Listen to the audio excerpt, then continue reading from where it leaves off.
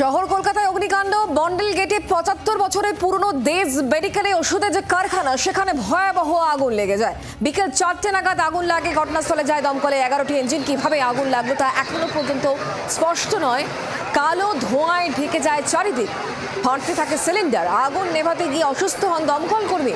ঘণ্টা খানেক পর আগুন নিয়ন্ত্রণে আনা সম্ভব হয়।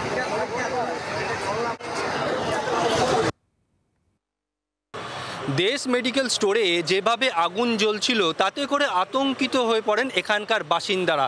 এরপরই খবর যায় দমকলে। ঘটনাস্থলে আসে দমকলের ৪টি ইঞ্জিন। পরে ইঞ্জিনের সংখ্যা বেড়ে দাঁড়ায় ১১। প্রায় ২ ঘন্টার চেষ্টায় আগুন নিয়ন্ত্রণে আসে। কিন্তু এত বড় একটি কারখানা যেখানে ওষুধ প্রস্তুত হয়ে থাকে, সেখানে কিভাবে আগুন লাগলো?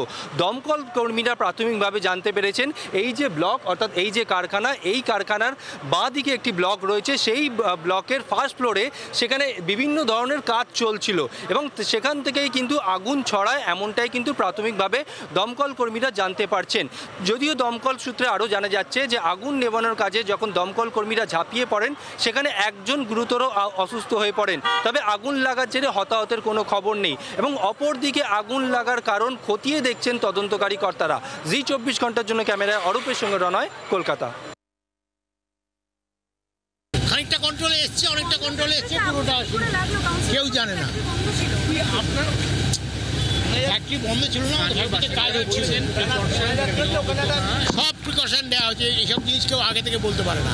আমাদের ফ্যাক্টরি বন্ধ ছিল না, আমাদের ফ্যাক্টরি এখানেতে একটা বড় প্রজেক্ট ওয়ার্ক চলছে।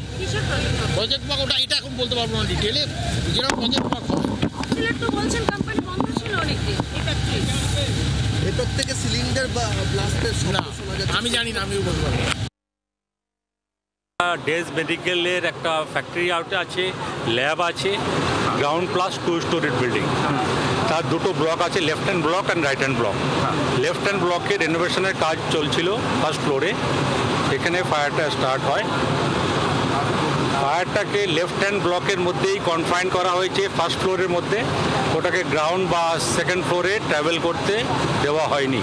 কোনো জায়গা থেকে আগুনটা লেগেছে বা এসি বা আমি তো বললাম যে ফার্স্ট ফ্লোরে কিছু রেনোভেশনের কাজ চলছিল, খুব সম্ভবত সেখান থেকেই ফায়ারটা স্টার্ট হয়েছে, কিন্তু সেটা এখনই কনফার্ম বলা যাচ্ছে না। ওটা ম্যাটার অফ ইনভেস্টিগেশন।